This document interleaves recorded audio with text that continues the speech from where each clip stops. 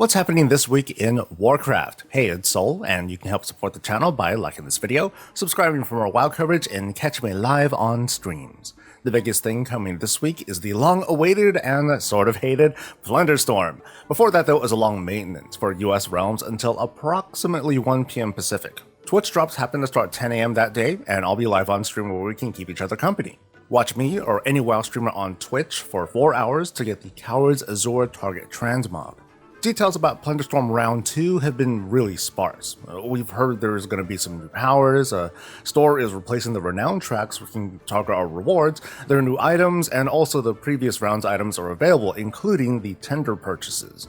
And that's about it, so I don't have an awesome guide to farming plunder. Then again, I do have an awesome guide for getting into the headspace, the mindset of farming plunder, so long as you have the time to set aside. I'm going to assume most, if not all, the rules of farming are going to be the same, and when it comes to farming plunder, at least back then, I think of way back during Vanilla WoW, gathering herbs and ore on a PvP server. When doing that, I'd turn my brain off, I would turn on some music, and I'd just gather. If I run into the enemy faction, I'd mostly ignore them unless they attack me, and for the most part I would just let myself die, and then run back, and then that player is most likely gone so I can get back on my merry way farming, and it's kind of the same thing here. The golden rule of Plunderstorm, I think, is to find a favorite place to land and then do the bare minimum to get the biggest starting bonuses of plunder, which might be to score a few NPC kills or open some treasures, pick up some powers, and so on and so forth. Then look around, see if you can find any other lucrative bits of extra plunder, and don't worry about dying. If anything, use your short lifespan to experiment, screw around, and see what your shiny buttons do.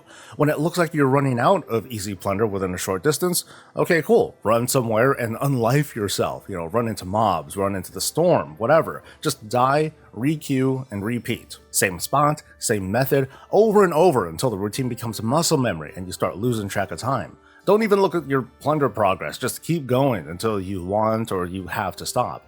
Don't waste time and mental energy to get on social media to gripe over, oh, how much this sucks. You're just breaking your rhythm. Don't even listen to someone else on stream who's farming and complaining over it. Just stay on task, keep your head low, and trust you'll be done before you know it.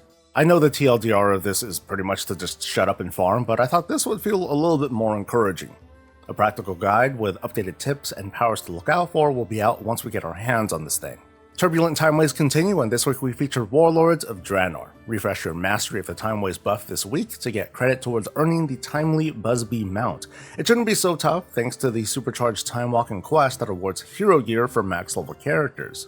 It's a Spark in Catalyst Week, you should know what to do with those, and the second to last upgrade for Circe's Circlet will be available. The chatter has started to spread over 0 healing comms for raids and dungeons, where everyone sacrifices throughput from their ring slots in favor of becoming a raid healer. Now there's still some risk. For raids you want to have a very large group to cover the healing needed, the group still needs enough DPS to clear encounters before dying, and you have to convince people to sacrifice their individual parse. It's still a fun meme kind of thing to try out as we close out the season though. The pet battle bonus is in play, and on January 16th, EU players will get to enjoy Super Squirt Day for some fast pet leveling. Hopefully y'all got your fill during the anniversary event when there was a whole Super Squirt week. The Battleground bonus event is in play, Deep 6 is the Brawl, and over in Mythic Plus World it's a Fortified Tyrannical week, and the Xalatath affix is Oblivion. That's the one where you catch the orbs before they reach mobs. I can finally say I'm on the board with a whopping 5 dungeons done, all of them timed even, so hey, not bad for some first tries I guess. So I can't wait for this week because I hate Fortified weeks, oh boy, kill me. Last week 11.1 made a big splash, and my personal impressions were quite positive, but in the coming weeks we'll start to learn the finer details about how the gearing's going to work, and professions, and more.